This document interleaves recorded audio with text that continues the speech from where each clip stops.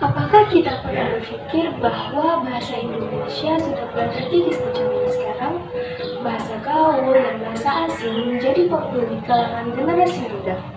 Melalui pidato kampanye ini, saya ingin menyampaikan sebagai generasi muda bangga berbahasa Indonesia. Sesuai dengan isi Putri Sumpah Pemuda, yaitu kami putra dan putri Indonesia berbahasa satu bahasa Indonesia. Menggunakan bahasa Indonesia berarti memiliki jiwa nasionalisme yang tinggi kepada NKRI melalui bahasa yang kita pakai sehari-hari. Dalam bahasa Indonesia, berbagai suku, ras, dan golongan menyatu dalam kebinekaan Tunggal Ika. Pengaruh bahasa gaul banyak dijumpai di media sosial. Banyak dari kalangan mahasiswa dan pelajar mengaku oleh bahasa gaul.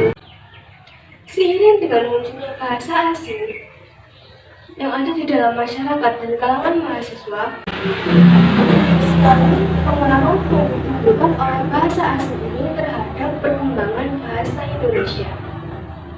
Pengaruh tersebut ada yang berdampak positif dan berdampak negatif.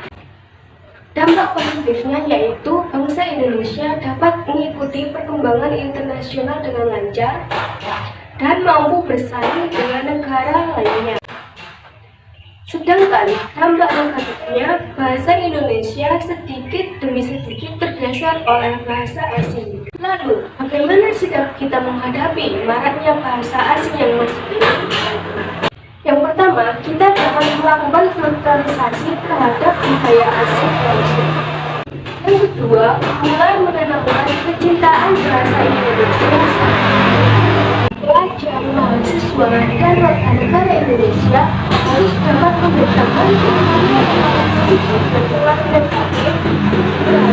perkembangan bahasa Indonesia dari adanya bahasa asing. Dengan mengetahui pengaruh positif inilah, mahasiswa dan kalangan yang lainnya dapat membantu bangsa Indonesia untuk mempertahankan bahasa Indonesia dan mampu bertahan dari pengaruh negatif bahasa asing. Muda di zaman sekarang dengan bahasanya sendiri.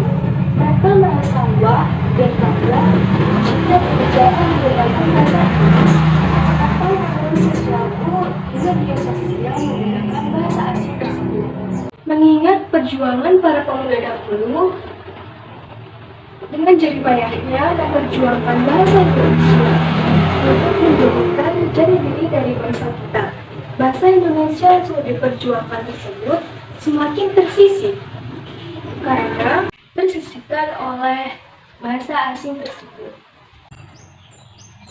Salah satu indikator orang dikatakan cinta dan bangga terhadap bahasa Indonesia adalah jika mau menggunakannya dengan baik dan benar. Tidak mencampur adukannya dengan bahasa lain sehingga bahasa kita senantiasa tampak keasliannya, baik dalam pemilihan bahasanya maupun penggunaan beragam bahasanya.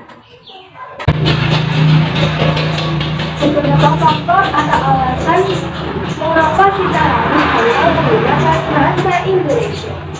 Yang pertama, bahasa kita memiliki 91.000 kosakata dan punya strategi gramatikal untuk menciptakan kosakata baru. Kedua, bahasa Indonesia banyak dipelajari di negara-negara maju seperti Jepang, Australia, dan negara-negara lainnya.